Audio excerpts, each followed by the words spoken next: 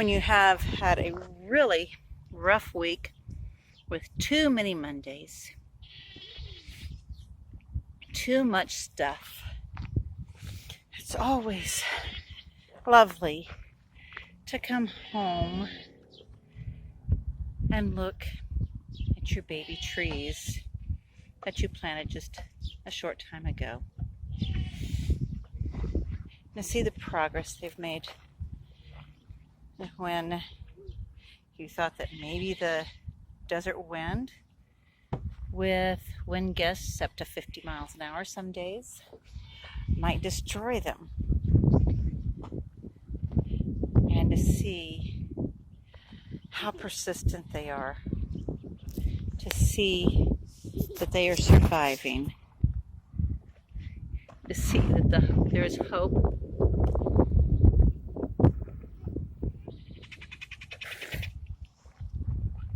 There's always hope. And when there's one that you think you lost, that was not going to survive, and to see those first little sprigs of green coming out, and then you have to hide it from the chickens.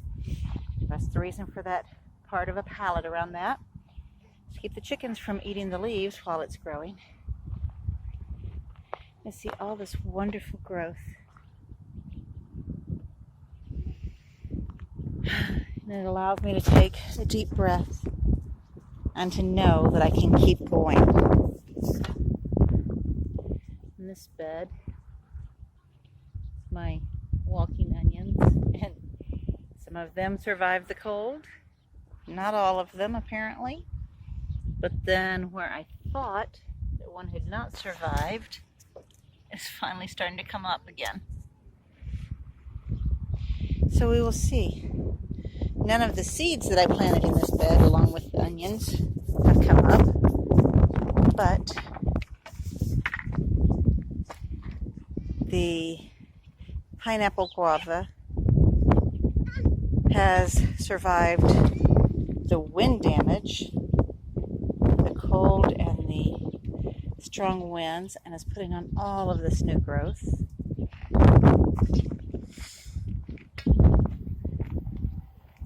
The seeds in this bed have only been in there a week and a half, maybe almost 2 weeks. I water it every day, and I keep waiting.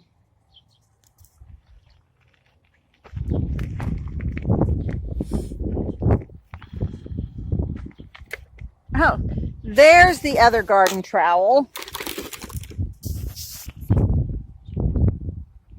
And as you're walking around to look at what has grown, this has grown the full length of my hand since we started getting warmer weather. The goats had eaten it back. And as you're walking around, you find where young children have hidden garden trowels as they're playing. All of the light green, the lighter green on this, is new growth from where someone left the goats in the backyard last summer and they ate it down. So, and remember this lovely sign from a friend: always leave room in your garden for the angels to dance. Coming over here, so much I need to do here, but the grape is doing wonderfully. There's more here that I need to get tied to something. I need to make a trellis. I want to put something over this area for the grapevine, make a little grape arbor. And of course, a new batch of desert lawn art has blown in up against the tree collard. And look, the tree collard is above that first rung and almost halfway to the second rung on this tomato cage. And the artichoke. These are our very first artichokes on our very first plant. love it. The camera's not going to focus in.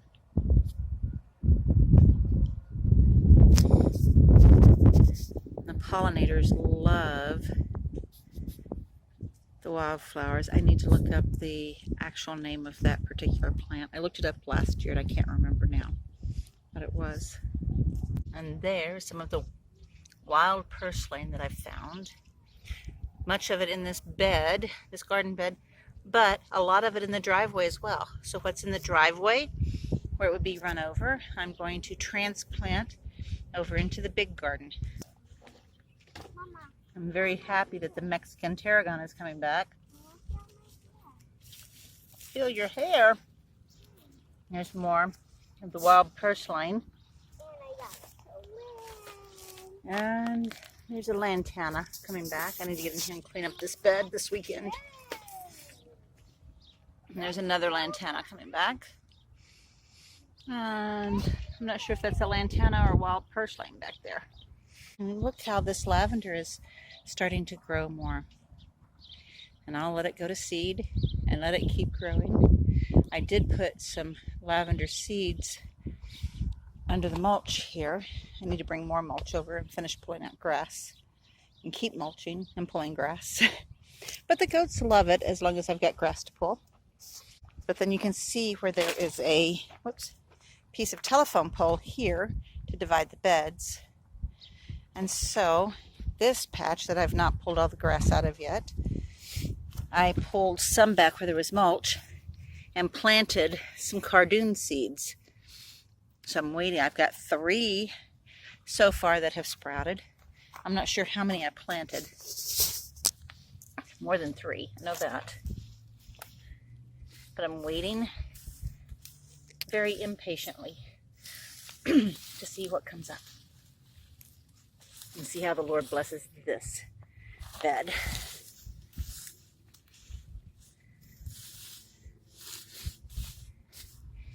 I'm always surprised as I'm learning to garden in the desert. It always surprises me when the Lord blesses me with something coming up. I am very thankful for the neighbor wanting to be helpful. He came over, so he knows where I keep my rake when I'm working over here, and he raked up another huge pile of the dead grass, which exposed all of this, the timbers and the boulders. And I'm thinking that here in this space between the timbers and the boulders, I can plant a small patch here of something that likes midday sun but would be appreciative of a little bit of afternoon shade, as I have that desert tree there that was already growing. And then I'm not sure how much of this soil that I'm standing on here I'll be digging out to put into the garden beds and how much I'll be leaving to plant in this area. But there's this little indention that when he cleaned all of that out, open it up, and I'm thinking that would make a lovely garden bed there as well. So I'm going to work with what was left here by the previous occupants of this property.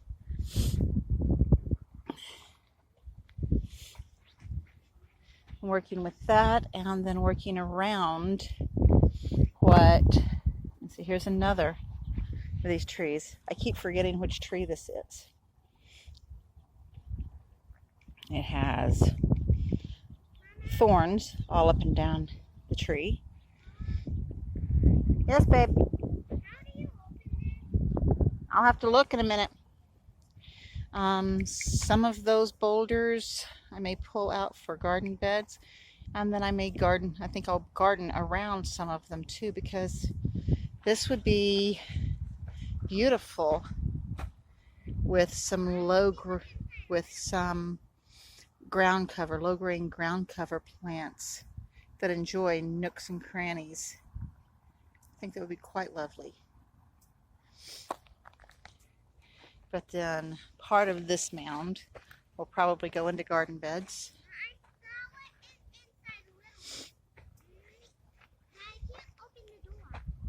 Ow! I don't think you're supposed to open that, baby. It's decorative. Just need I don't think it opens, sweetheart. You need just a little bit more to finish this spiral. But when I got to there were some large rocks I was able to roll down here last night and this morning that were perfect for the center. And then I've got another very large one that would be tall like this one. That would make a wonderful center just like this to mirror this one on the other side of the garden. But since I'm going to have, on the northern side, I'm going to have taller trees than what I'm planning. What I will do in the spiral garden, the spiral bed that I put on that side, will be plants that enjoy a little bit more shade. And I'm trying to remember how tall the olive trees are supposed to get. 30 to 50 feet, if I remember correctly, unless you top them. I don't know if I want to go to the effort of topping them at, say, 15 feet. That's still out of my arm's reach. If we let them grow to full size, it would be a phenomenal windbreak. I know that all my research said they get to about a 20-foot height here. So that's why I stepped off a little bit more than 10 feet going towards the fence. I'm going to put some berry shrubs along the fence so that that'll be the second layer of growth in that space. But at some place here I want to put at least one bay tree. I need to be very careful because the roots of a bay tree become quite extensive from everything that I've read. So I don't want to put it close to the street because of the water lines. So I'm thinking somewhere in this northeast corner,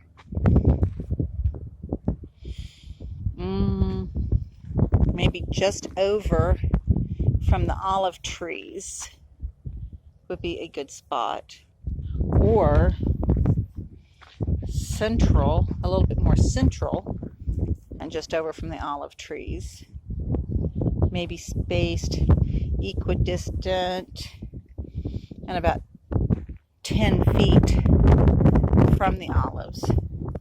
But then the bay leaves, the limbs of the bay tree would become entwined with the limbs of the olive trees. And I don't want to put it too far east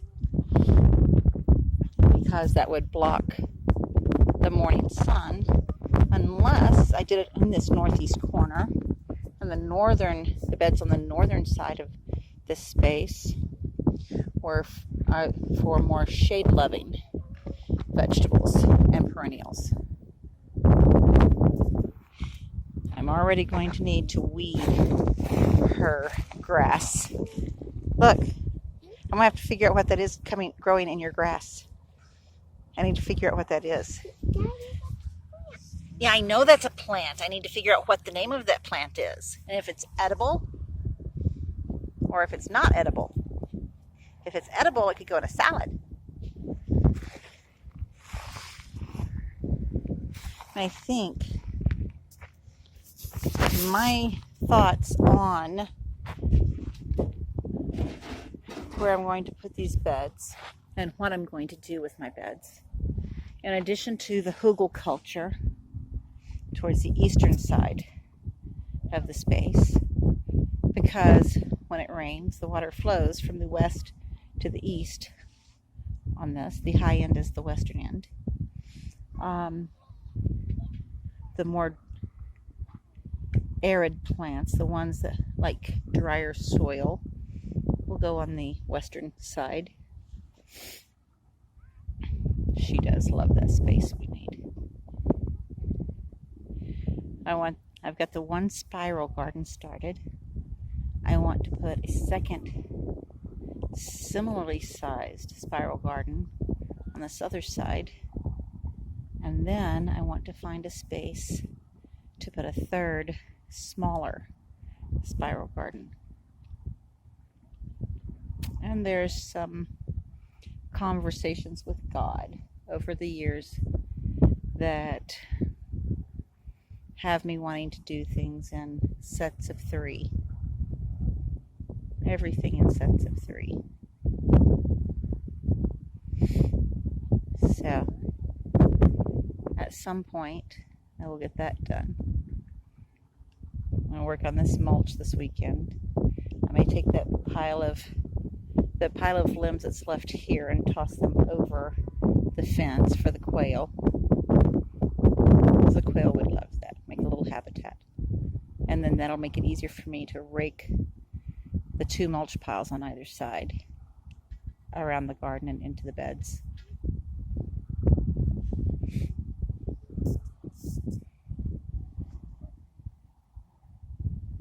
I'm so glad that we made that play space for her here in our garden.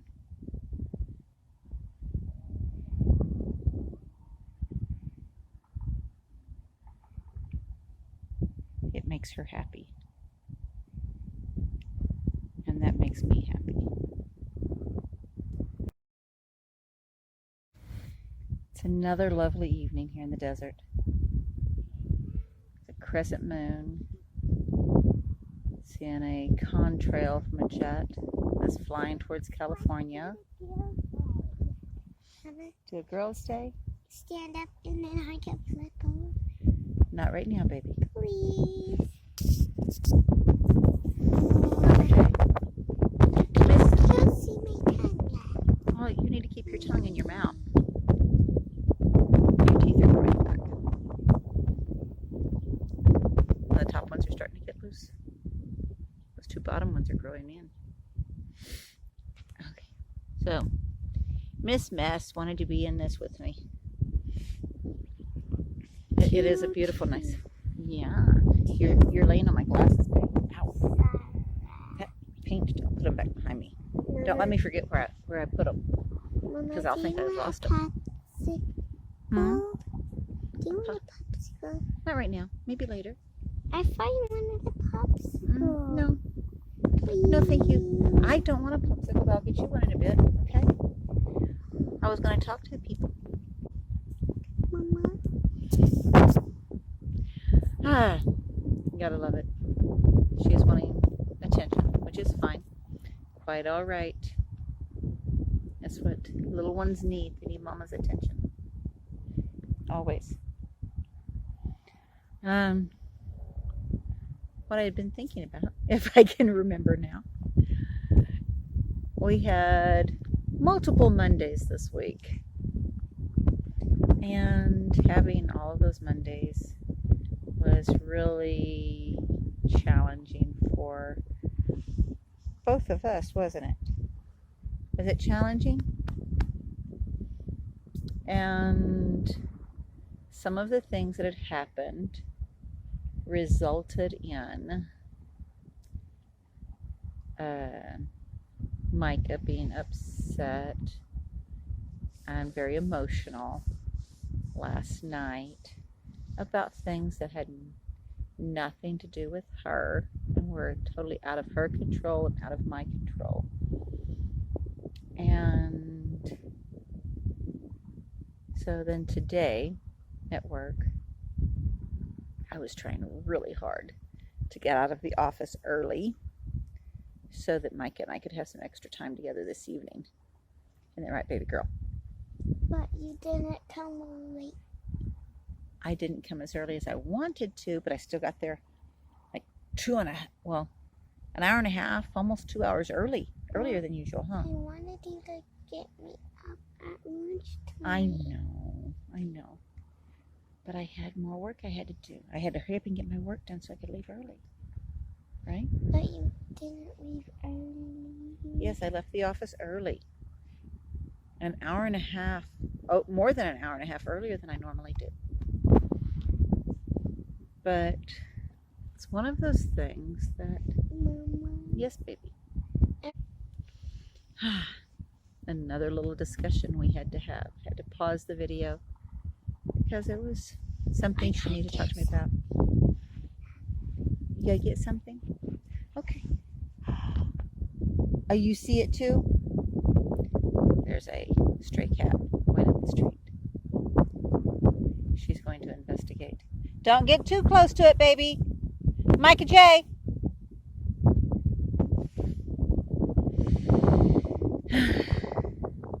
In there, as she is a little more secure in my attention, she's off doing what she loves to do, chasing after a cat, chasing after a bird, just being a 5-year-old. But not only do our children need us to spend time focused on them, but we need that time with our children as well. It helps us to wind down. It helps us to build the connection. It helps our hearts to have that time with our children. I'm sorry, the wind keeps blowing my hair across my nose and that tickles. It's quite lovely out here in the desert, but the noise of the traffic often makes me wish that this little property was further out, more isolated, more like the property where I grew up. The little place in the Ozark foothills, our family farm that's been in our family since well before the Civil War. On the border where things were extremely difficult, where the political lines ran within families and ran very deeply and were very harmful. And there are still parts of the family, of many families, that when distant cousins, distant relatives meet and they realize they're related and they start talking to each other about the background. And then there was one instance that we know of where these two very distant cousins met each other, started talking, and realized that they were related, started telling the family stories. And then one of them said, "Oh, you're from that line of the family," and wouldn't talk to the other gentleman again. Just suddenly became very cold. Here it is, over 100 years later, and those tensions still run deep. And we're now in a time where similar tensions run rampant, based on politics, based on family history, based on things that our families are trying to heal from. There's so many things that can put these tensions within our families.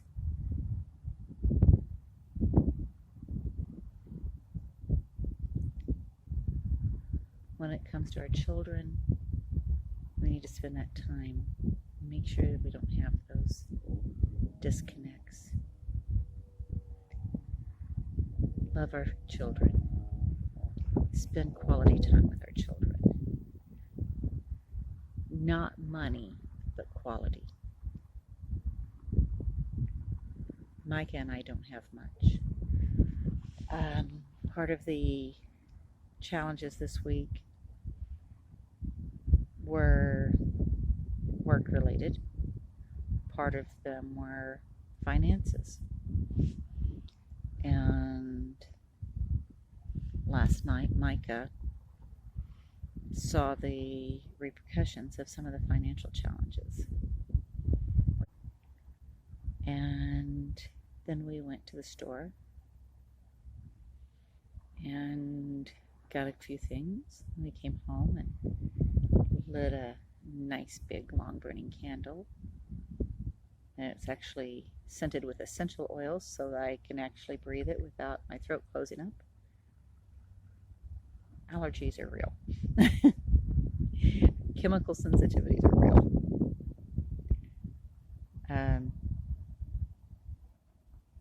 And we camped in the living room. And we dealt with it, and so she learned. That was her first time to deal with a serious financial issue. But she learned that Mommy will take care of her no matter what. She already knew this, but sometimes those little lessons help to cement, and it can help bring us closer. Getting through the struggles can help bring us closer. But spend the time with your children. Don't spend the money. Spend the time. Garden with them. Play with them. Just do arts and crafts. Cook with them. Do all the hands-on things. Do the things that hopefully you have memories of your grandmother doing with you and your grandfather. Make those memories, because those memories are what your children will treasure, and those memories are what will help them through when their own hard times come as adults. And it's getting darker and darker. The crescent moon is getting brighter. Oops. There we go. There's the lovely crescent moon over the mountains.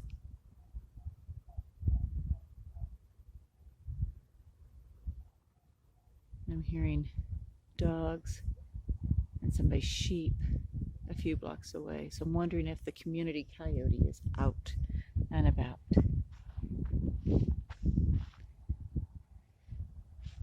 me see if I can get back to where I can. There we go. There's a little bit of light from across the street.